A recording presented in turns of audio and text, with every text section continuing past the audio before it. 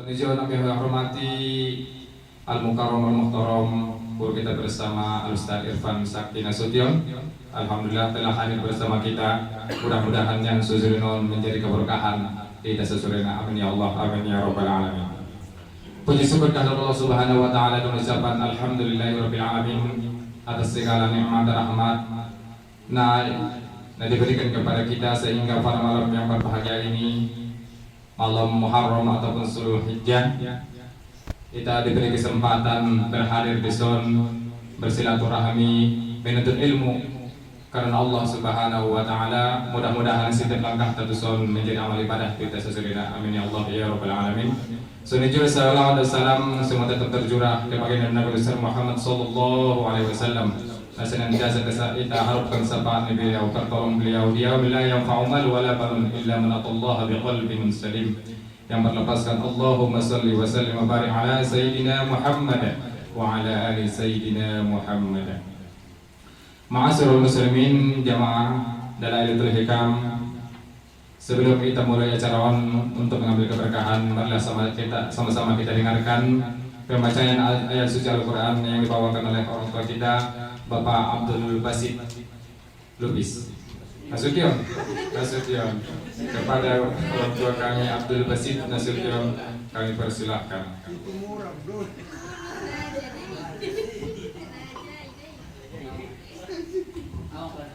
Aku puri dukun.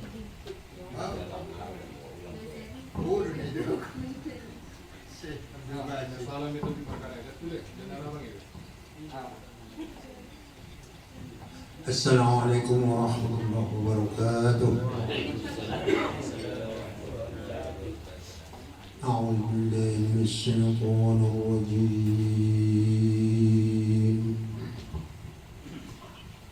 Bismillahirrahmanirrahim.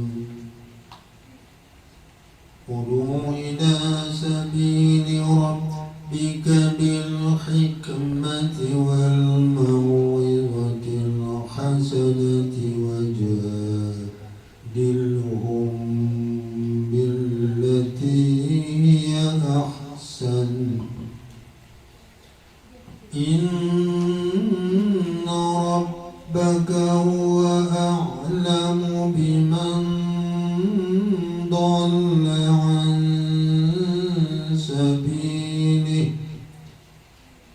an sabilihi wa huwa a'lamu bil muhtadin.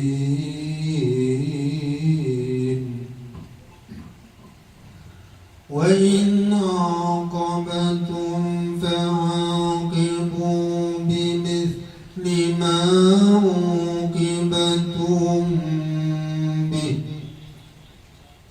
wa la in sabartum lahuwa khairul lis-sabirin.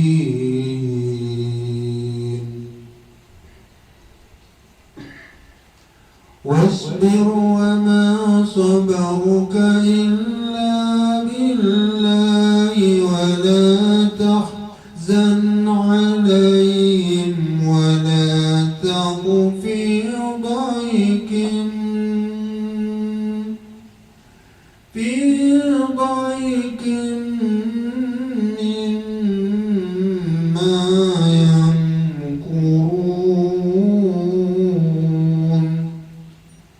Inna Allaha ma'al ladzina taqaw wal ladzina hum muhsinun. Sadaqallahul azim. Assalamualaikum warahmatullahi wabarakatuh.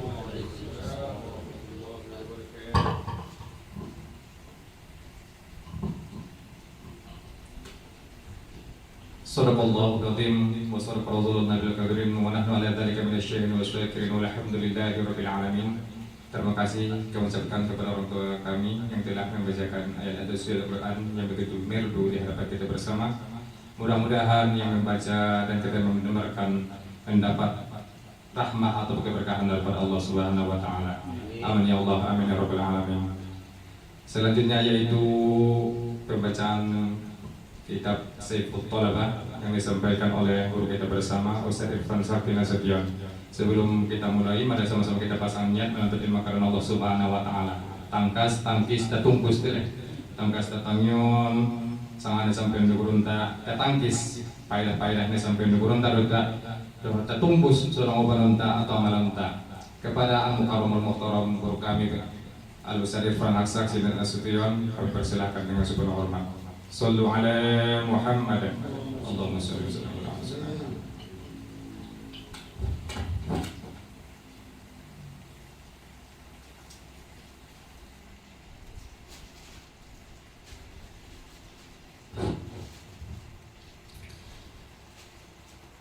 Assalamualaikum warahmatullahi ta'ala wabarakatuh.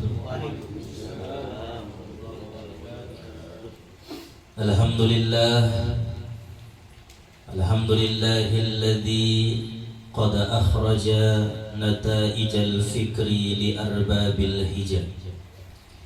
Amadda arbaban nuha wa rasama syamsal bayani fi suduril ulama. Ashhadu an la ilaha illallah wahdahu la syarika lahu jalla wa ala, wa ashhadu anna sayyidana Muhammadan abduhu wa rasuluhu sayyidul anbiya.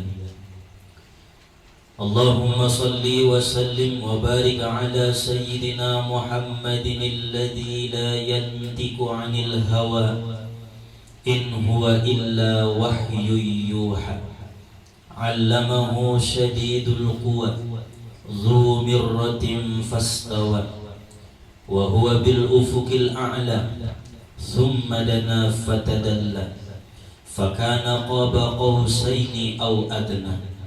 Sayyidina wa habibina Muhammadinil Mustafa wa ala alihi wa sahbihi wa dhurriyyatihi wa ahli baitihi ahlus sidqi wal wafa. Amma ba'du.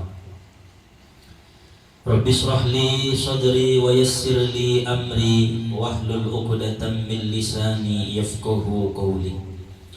Rabbi yassir wa la tu'assir, Rabbi tammim lana bil khair. Subhanaka la ilma lana illa ma 'allamtana innaka antal alimul hakim.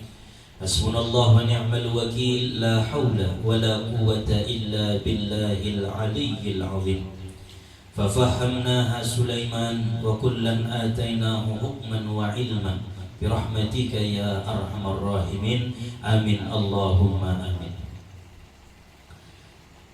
Pertama-tama marilah sama-sama kita panjatkan puji serta syukur kita kehadirat Allah Subhanahu wa taala yang senantiasa melimpahkan anugerah nikmat hidayah karunia-Nya kepada kita bersama, sehingga kita dapat berkumpul, bertatap muka, bersilaturahim, menuntut ilmu lillahi ta'ala. Kemudian salawat serta salam senantiasa kita kirimkan kepada junjungan kita, yaitu Nabi besar Muhammad sallallahu alaihi wasallam, karena syafaatnya lah yang kita harap-harapkan. Dengan ucapan Allahumma salli wa sallim wa barik ala sayyidina Muhammad wa ala ali sayyidina Muhammad. Sama-sama kita muliakan para asatidz, para tuan-tuan guru kita, bil khusus akhinal kiram Al-Ustaz Abdul Aziz Nasution beserta dengan keluarga, dan juga kepada orang tua kita, wabil khusus Bapak Abdul Basit Nasution beserta dengan keluarga, dan juga jamaah yang hadir pada malam hari ini, yang menyempatkan waktunya dan juga mengorbankan tenaganya untuk hadir menuntut ilmu di majelis Dalailul Hikam yang insya Allah penuh dengan keberkahan. Amin ya rabbal alamin. Hadirin wal hadirat Bapak Ibu jemaah Majelis Dalailul Hikam yang dimuliakan oleh Allah Subhanahu wa taala.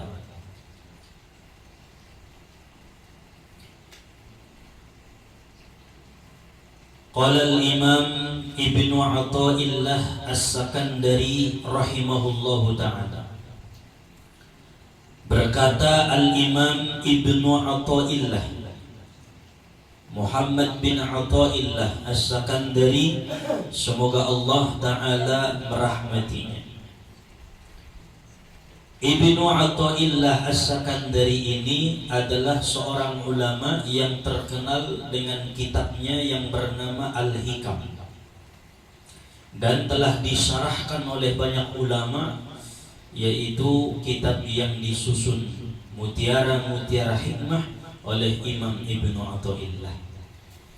Beliau ini sedikit ceritanya berguru kepada Asy-Syaikh Abul Abbas Al-Mursi.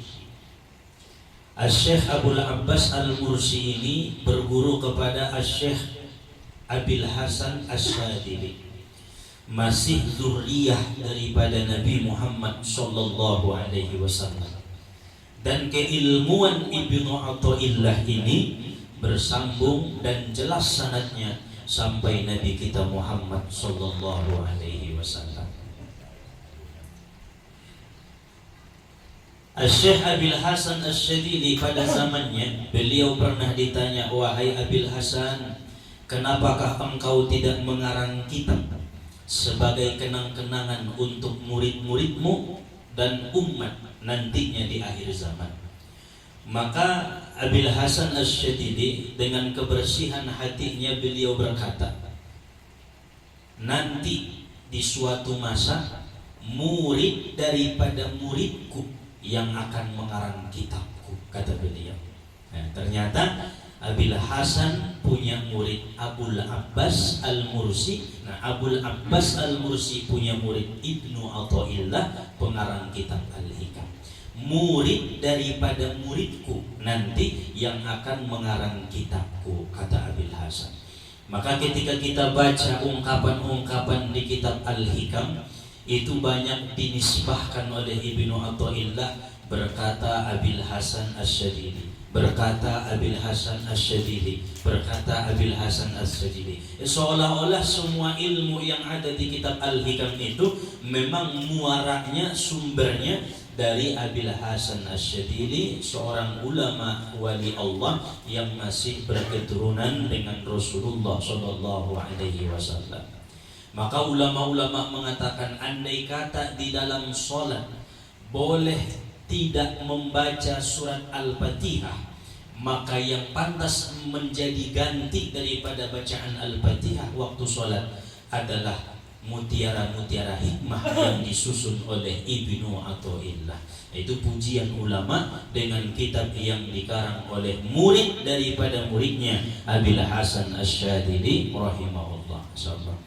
Itu banyak dikaji di pesantren-pesantren, di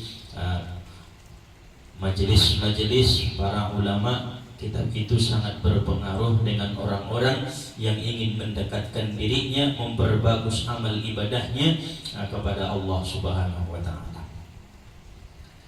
Salah satu ungkapan yang disampaikan oleh Imam Ibnu Athaillah As-Sakandari, beliau mengatakan amal ibadah yang masuk padanya 3 penyakit, maka amal ibadah itu tidak diterima oleh Allah. Jadi anggo masuk natuluan penyakit tu amal ibadah ni setiap manusia, maka amal ibadahnya tidak berterima di sisi Allah. Jadi apapun bentuk amal ibadahnya, sumbayang, zikir, puasa, bayar zakat, haji, umrah, berkurban, lewat dong. Apapun bentuk ibadahnya, kata Ibnu Athaillah, bila masuk padanya 3 penyakit, maka amal ibadah itu tidak berterima di hadapan Allah Subhanahu wa ta'ala. Yang pertama kata beliau, apabila masuk penyakit ar-riya, penyakit riya. ingin dipuji oleh selain Allah. Nah, berarti bentuk ni amal nai nangkon harap roan tabe diterima Tuhan, adong balasan di negeri akhirat, menghabis hidup di dunia. Karena kita memperbuat satu amal ibadah dengan tujuan agar dipuji oleh makhluk Allah Ta'ala, maka pujian makhluk itulah yang kita dapat nanti di akhirat. Suatu saat Allah Ta'ala telah menghapuskan nilai pahala daripada amal ibadah yang kita berbuat. Salat riya amar tarimo, puasa riya amar tarimo, markurban riya amar tarimo. Nah, marzikir maria amar tarimo, baca Quran riya amar tarimo. Semua amal yang dimasuki penyakit riya, apapun bentuk amal ibadahnya, maka tidak berterima di sisi Allah Subhanahu wa taala. Qala Nabi sallallahu alaihi wasallam, Nabi bersabda, "Thalathatun awwalu man tus'aru bihim jahannam." فذكر القارئ لغير الله والشجاع الذي يقاتل لغير الله والغني الذي يتصدق لغير الله. رواه Muslim. Rasulullah sallallahu alaihi wasallam pernah bersabda, ada 3 macam manusia. Yang pertama-tama dinyalakan bagi mereka itu api neraka jahanam. Tolu manusia ning nabinta. Nah, pertama kali dinyalakan Allah api neraka jahanam bagi mereka. Jadi bangkitkan dope setelah selesai perhisapan semua timbang amal ibadah, iba surkut ma api di neraka jahanam iba Tuhan tuna tulu manusia. Naudzubillah, ulang sampai dot kita termasuk naonan. Yang pertama kata Nabi, orang yang membaca Al-Quran bukan karena Allah.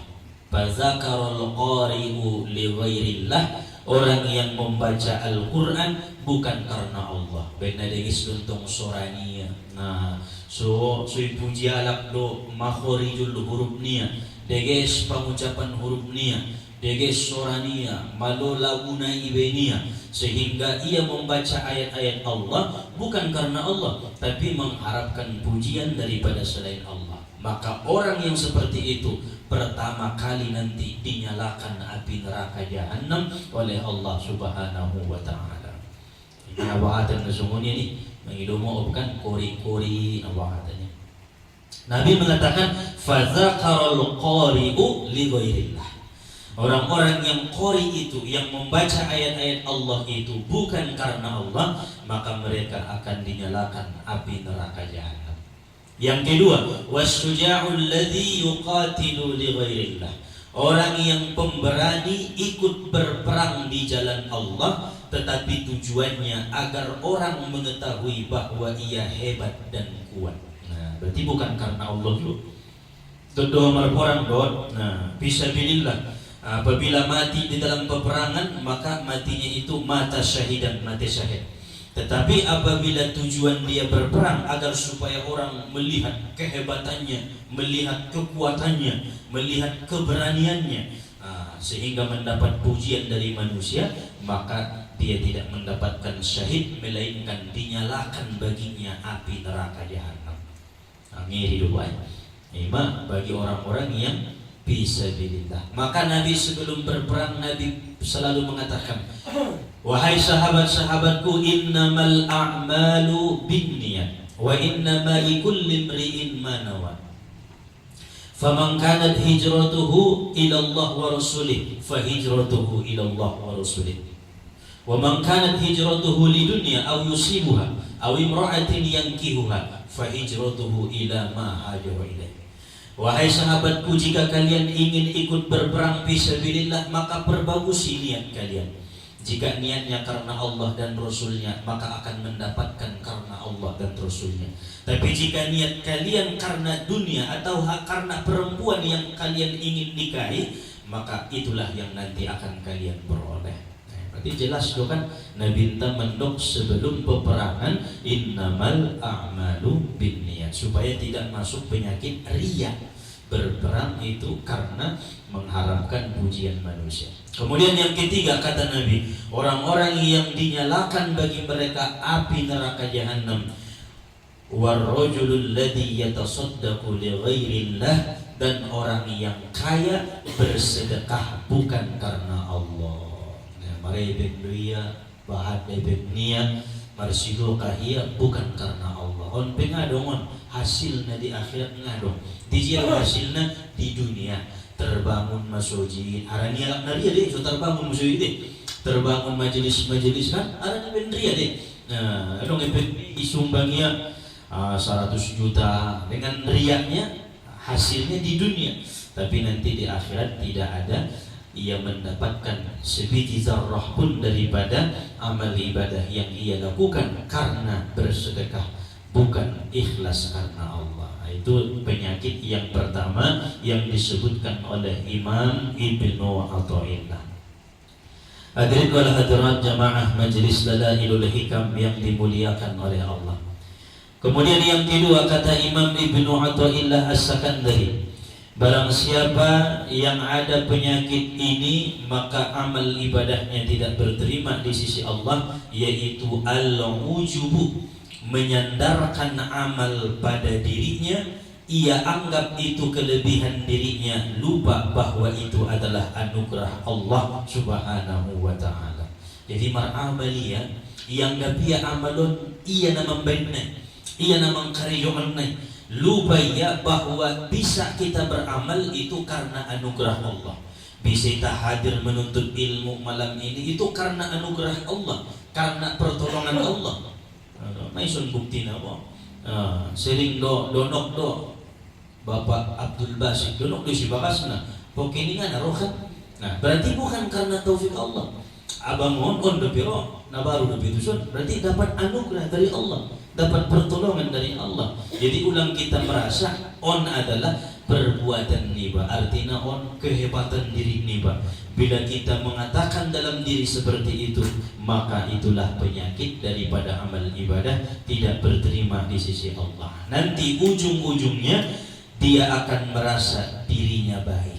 Nah, merasa baik mendoa au mana baikna, au mana alimna, au mana dengganna, au masudena. Roma au nai. Naudzubillah.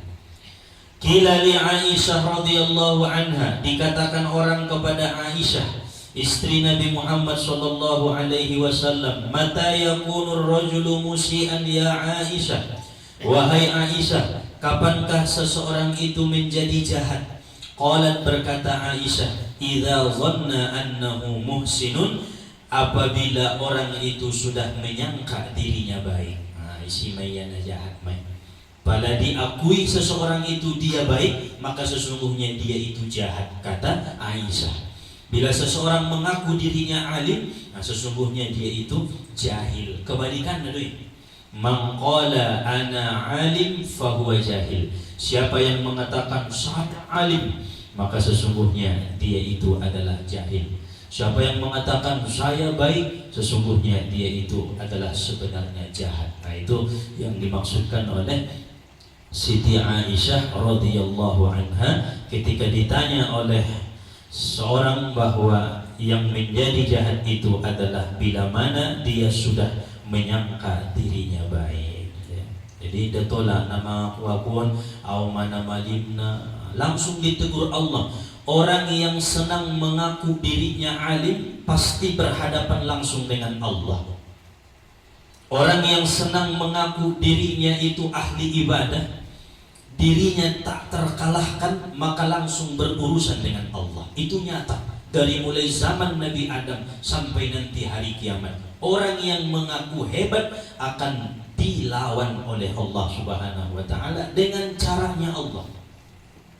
Nabi Musa dalam Al-Qur'an ketika ditanya umatnya, wahai Nabiullah, siapa di antara kita yang alim, yang paling alim?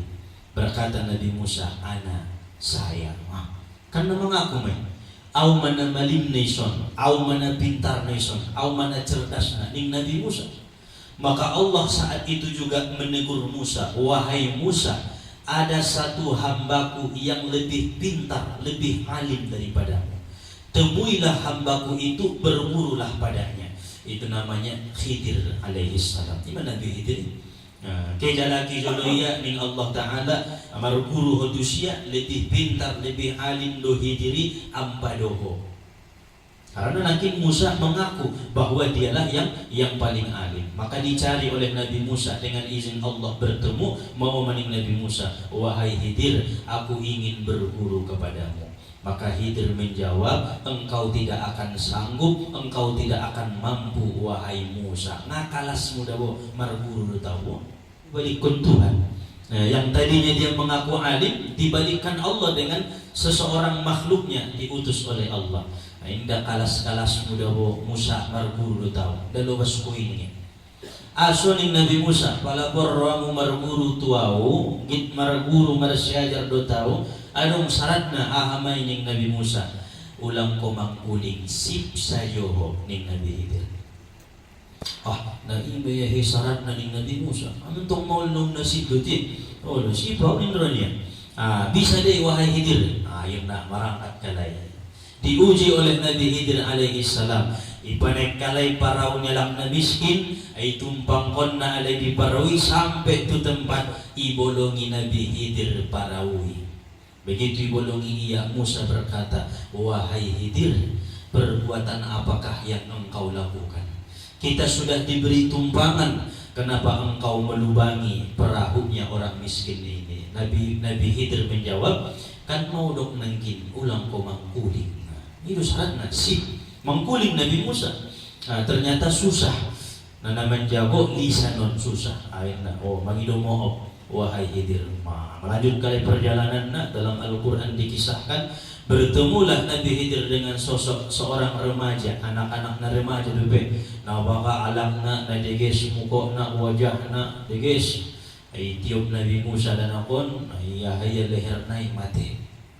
Mangkuling Nabi Musa. Antum tersikon na ibe. Ibu niya alak yolon iba.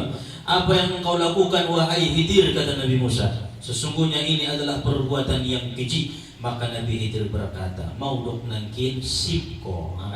Innaka lan tastati'a ma'iya sabra. Engkau tidak akan mampu menahan lidahmu untuk bertanya dengan hal-hal yang aku lakukan wahai Musa. Mengidomo objui. Sampailah di satu tempat, mereka sudah kelaparan, mereka meminta makan, tidak ada satupun orang yang memberi. Akhirnya Nabi Khidir rumah nagit roboh ibaduriya ibadegisia itolongi Nabi Musa. Selesai Nabi Musa berkata, wahai Khidir, alangkah baiknya ita mengido upah sian nita kariyo onon. Berkata Nabi Khidir, haza firaku baini wa bainik, sa'unabbi'uka bita'wili ma lam tastati alaihi sabra. Inilah perpisahan antara aku denganmu wahai Musa. Sesungguhnya engkau tidak mampu menahan lisanmu untuk bertanya. Narubah namaulan do nasibi. Namaulan do ayah nasibi. Awal pelajaran penting yang diajarkan oleh Nabi Khidir alaihi salam, jangan sampai mengaku-ngaku dirinya lebih alim, dirinya lebih baik dibanding orang yang lain. Pernah juga terjadi di masa Syekh Ibnu Arabi. Syekh Ibnu Arabi ahli tauhid, ahli fikih, ahli tasawuf. Seluruh kitab-kitab sudah dibaca oleh Ibnu Arabi. Ketika beliau menaiki kapal laut di tengah laut, goncang kapalon, mengamuk air lauti. Begitu mengamuk air lautan, berkata Ibnu Arabi yang ada di dalam kapal, uskun inna fis safinati bahrul ilm. Wahai laut, diamlah engkau, sesungguhnya yang ada di atas kapal ini, di dalam kapal ini adalah bahrul ilm, lautan ilmu, katanya. Dia mengaku dirinya lautan ilmu. Uskun ya bahar, diamlah wahai laut, sesungguhnya yang ada di dalam kapal ini adalah bahrul ilmi, yaitu lautan ilmu. Kan sombong nantung ini. Mengaku dirinya pintar, lautan ilmu. Maka Allah mengutus seekor ikan dari dasar laut, berkata dengan izin Allah, wahai Ibnu Arabi, tolak dua marsapa. Anggonaho manimu lautan ilmu. Hei lautan ilmu, bolehkah aku bertanya? Ninggulay nun? Sabun mining Ibnu Arabi. Adong suami istri tiba-tiba iubah Tuhan suami naon menjadi rupa ni babi. Jadi ada buruan apakah punya masa iddah na ditinggal suami apa iddah ditolak cerai oleh suami. Nah ya betul gula ini dah persapaan naik ngono. Tolong dulu jawab wahai lautan ilmu ning gulai no. Dipikir-pikir konia putar-putar ya akalnya Ibnu Arabi ngamar di kitab dongan persapaan. Akhirnya ia bertaubat kepada Allah, ia beristighfar, meminta ampun, telah mengaku bahwa dirinya lautan ilmu. Allah mengampuninya. Ia berkata, wahai ikan, apakah jawabannya? Aduh jawabannya. Dijawab pula ini, andai kata yubah Tuhan ala kalaini nak burui jadi kayu, jadi batu, maka iddah nasaru bodohon ni tinggal mati suami 4 bulan 10 hari. Andai kata irubah Tuhan suaminya menjadi ambeng atau babi, maka iddahnya sama dengan iddah cerai oleh suami, yaitu 3 kali suci. Akhirnya berburu Ibnu Arabi kepada ikan itu pada saat itu. Masya Allah. Nah, itu adalah contoh-contoh daripada orang-orang yang terhinggapi penyakit al-ujub, yaitu menyandarkan amalnya pada dirinya, ia menganggap itu kelebihan dirinya. Itu yang kedua. Kemudian yang ketiga, Ibnu Athaillah Asy-Syakandari beliau berkata, penyakit yang ketiga apabila masuk ke dalam amal ibadah seseorang maka tidak berterima di sisi Allah, yaitu penyakit tasannuh. Tasannuh adalah memperbagus amal ibadah karena ada makhluk. Jika tidak ada makhluk, ia beramal biasa saja. Tetapi jika ada manusia, maka ia memperindah, memperbagus amal ibadahnya. Yang nomor 3 ini di bawah atau lebih ringan daripada riya. Hampir-hampir sama dengan riya, tapi lebih kecil daripada riya. Karena ia beramal ibadah, tetapi jika ada makhluk, ia memperindahnya. Angguria, dia tidak akan beramal kecuali harus dipuji makhluk. Tetapi kalau tasannuh, dia tetap beramal.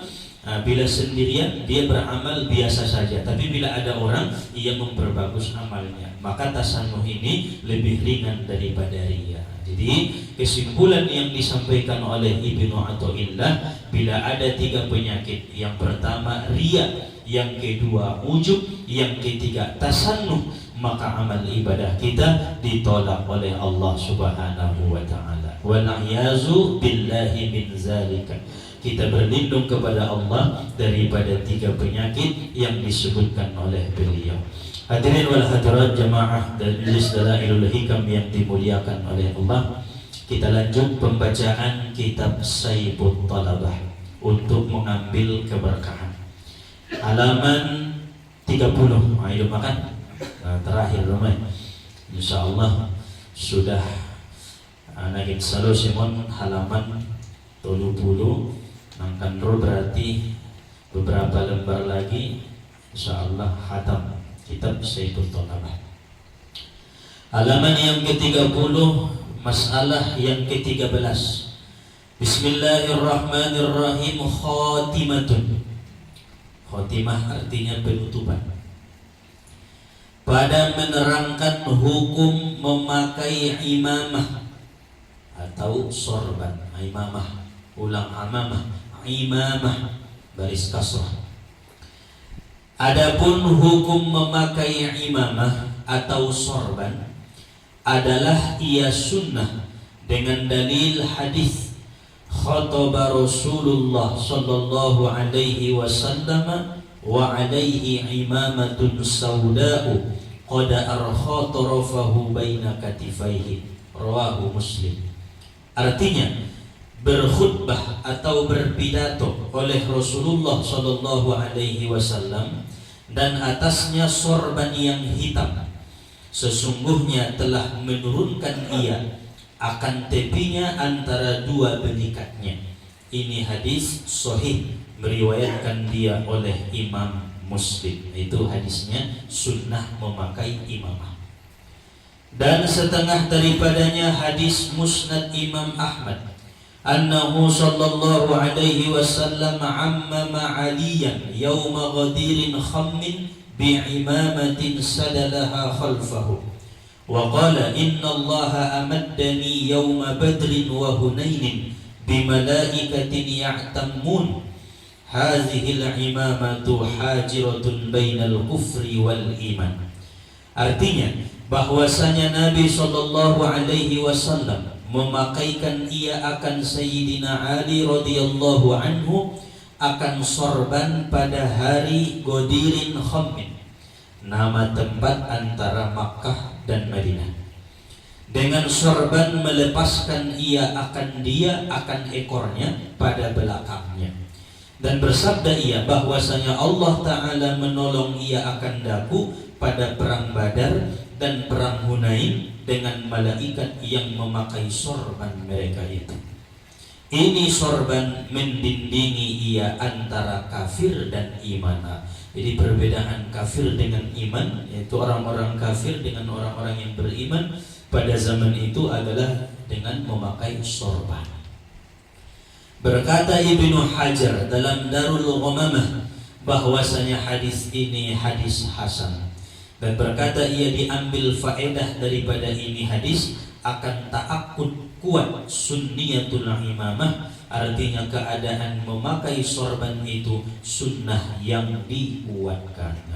Dengan hadis ini di mana Nabi menyuruh Sayyidina Ali untuk memakai sorban pada saat berperang, pada peperangan Badar, peperangan Hunain, dan mereka dibantu oleh malaikat-malaikat yang hanya sebagian sahabat yang melihat malaikat itu termasuk Sayyidina Ali, dan malaikat itu dalam keadaan memakai sorban. Masya Allah, itu kesunahannya sangat menguatkan hadis yang pertama. Dan setengah daripadanya hadis i'tammu tazdadu hilman, pakai oleh kamu sorban, niscaya bertambah kamu daripada lambat marah atau tabah. Mensohihkan akan dia oleh Al-Hakim. Nah, jadi dari 3 hadis ini, fadilah memakai sorban, kita bisa mengambil kesimpulan dari 3 hadis ini. Fadilah memakai sorban ada 3. Yang pertama, mengikuti sunnah Nabi sallallahu alaihi wasallam. Ulu nekat ko ni diba tulo di ba? Nekat ko ni do. Ulang ni sandang ontong kan. Maksud yang dikaji ini adalah yang diikat di kepala. Fadilah memakainya adalah pertama mengikuti sunnah Nabi Muhammad sallallahu alaihi wasallam. Yang kedua, pendinding dari kekafiran. Bisa menjadi dinding, menjadi hijab antara diri kita dengan kekafiran, dengan kesyirikan kepada Allah. Karena dipakai sorban ini nggak mungkin dah berbuat maksiat diri. Nah, jadi roh dinding.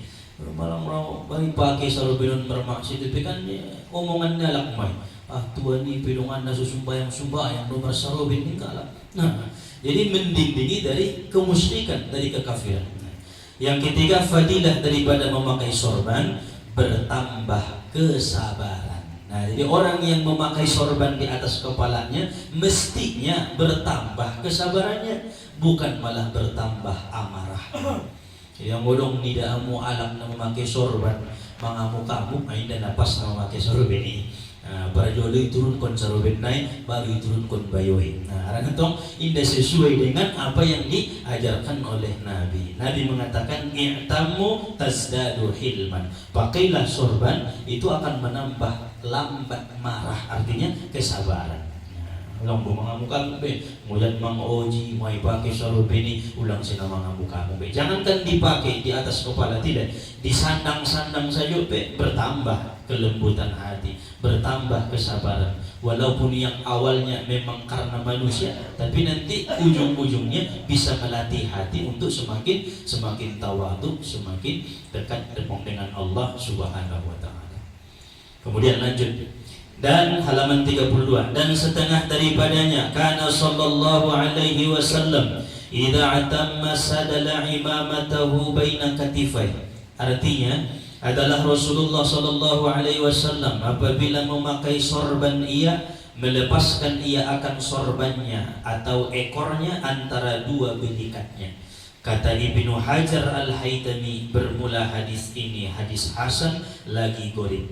Dan setengah daripadanya hadis Abu Daud, ammama sallallahu alaihi wasallam ibn Aufin fasadalaha baina yadayhi wa min khalfihi. Artinya memakaikan oleh Nabi sallallahu alaihi wasallam akan sorban akan Abdurrahman bin Auf radhiyallahu anhu, sahabat terkaya pada zamannya. Maka melepaskan ia akan ekornya pada hadapannya dan dari belakangnya. Artinya satu ekornya pada hadapan dan yang satu lagi pada belakang, atau setengah daripada ekornya yang satu itu pada hadapan dan setengahnya pada belakang.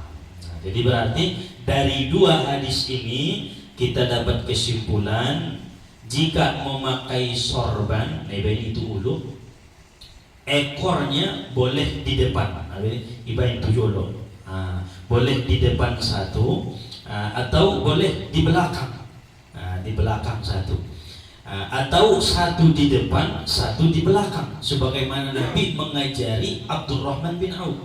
Pakaikan Nabi, kemudian ekornya satu di depan, satu di belakang. Yang tidak boleh ekornya dua di belakang. Ingat tuh deh. Jadi satu di belakang, ibaratnya mesti ginjang naik bertimpo. Jadi dua ekor di belakang tidak boleh. Yang boleh satu di depan, satu di belakang, atau satu di belakang, satu di depan. Yang paling bagus satu di depan atau satu di belakang. Kan nih, soroben Nasrani, songon model ini aagi bedi, ibaratnya itu jolo itu sunnah. Atau model-model ni santri Mustopo ya belakang kan sada ulang dua anong dia bener dua ada kelas pituna ibaratnya sada di belakang ibaratnya mesti sada di belakang jadi dua. Ini tidak boleh, haram. Itu kesombongan. Kalau dua di belakang itu mengajarkan kesombongan, bukan malah menambah kelembutan hati dan kesabaran. Itu kesimpulan dari dua hadis yang kita baca. Kemudian nanti yang akan datang insya Allah halaman 33, masih masalah sorban. Mudah-mudahan apa yang disampaikan kajian malam ini menambah ilmu dan amal ibadah kita, berkuat keimanan dan ketakwaan kepada Allah Subhanahu wa taala. Mudah-mudahan kita semua dilimpahkan Allah barokah, hidayah, inayah dan juga rizki yang halal daripada Allah taala. Amin ya Allah ya rabbal alamin. Mudah-mudahan persabaan setelah mandawah bersapa-sama ala hadhihi ila hadratin Nabi Mustafa sallallahu alaihi wasallam. Syai'un lillahi lahu al-Fatihah.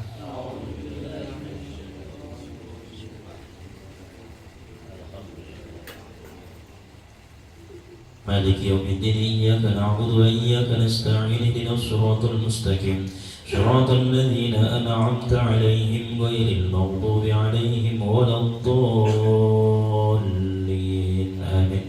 أعوذ بالله من الشيطان الرجيم. بسم الله الرحمن الرحيم. الحمد لله رب العالمين وحده والصلاة والسلام على أشرف الأنبياء والمرسلين وعلى آله وصحبه أجمعين. اللهم اغفر لنا ذنوبنا ولوالدينا وارحمهما كما ربيانا صغيرا ولأجدادنا ولجداتنا ولمشايخنا ولجميع المؤمنين والمؤمنات والمسلمين والمسلمات برحمتك يا أرحم الراحمين. اللهم اغفر لأمة سيدنا محمد. اللهم ارحم أمة سيدنا محمد. اللهم استر أمة سيدنا محمد. اللهم اجبر أمة سيدنا محمد. اللهم اجعلنا يا الله وأهلنا من أمة سيدنا محمد. اللهم انفعنا بما علمتنا. رب علمنا الذي ينفعنا. رب فقهنا وفق أهلنا وقرابة لنا في ديننا. توسلنا يا الله بالتعلم. توسلنا بالتعليم. أن ترزقنا الواسع وأن ترزقنا الآمن برحمتك يا أرحم الراحمين.